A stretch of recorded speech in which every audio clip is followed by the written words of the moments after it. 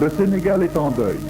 El Hadj Falilou Mbacké, calife général des Mourides, nous a quittés après une courte maladie, plongeant dans la consternation la communauté mouride, dont des milliers de représentants sont venus immédiatement se recueillir et prier au chevet de leur chef vénéré.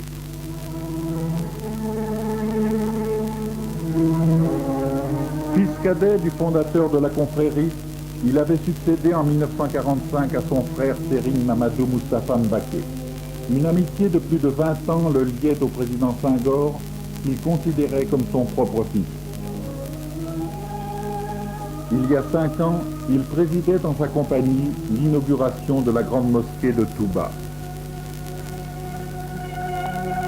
L'année suivante, le chef de l'État était encore aux côtés du calife général des Mourides pour le Grand Magal de Touba, un pèlerinage placé cette année-là sous le signe du travail.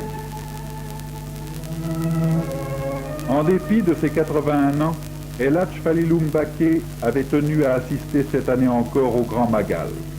Sa prodigieuse culture, sa forte personnalité, sa vie exemplaire faite de sagesse et de labeur avaient contribué à donner au mouridisme une vitalité exceptionnelle.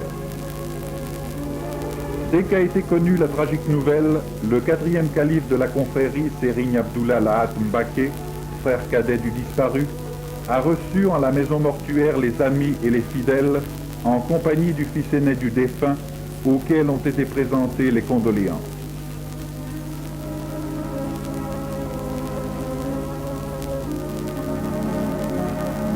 Monseigneur Thiandoum, archevêque de Dakar, qu'accompagnait Monseigneur Dione, a exprimé à la famille du regretté calife les sentiments de profonde affliction des catholiques sénégalais.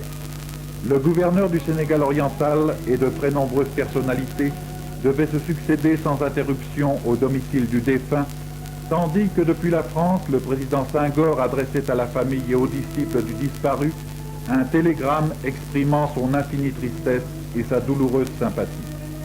De leur côté, les membres du gouvernement sont également venus apporter l'hommage officiel de la nation. El Hadj Falilou Mbacké n'est plus, mais son souvenir demeure. Son œuvre aussi, dont le président Senghor avait dit « La religion bien comprise, intégrée dans la culture nationale, est un des plus grands facteurs de développement ».